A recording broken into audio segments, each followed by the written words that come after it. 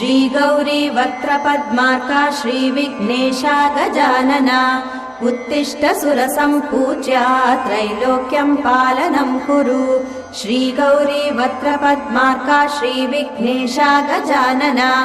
उत्तिष्ठ सुरसम्पूज्या त्रैलोक्यं पालनं कुरु उत्तिष्ठोत्तिष्ठ हेरम्बा उत्तिष्ठ गणनायका उत्तिष्ठ करुणापूर्णा भक्तानां भाग्यदायका उत्तिष्ठोत्तिष्ठ हेरम्बा उत्तिष्ठ गणनायका उत्तिष्ठ करुणापूर्णा भक्तानां भाग्यदायका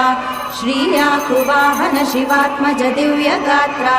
श्रीभिन्नदन्तधनुजान्तक सूक्ष्मनेत्रा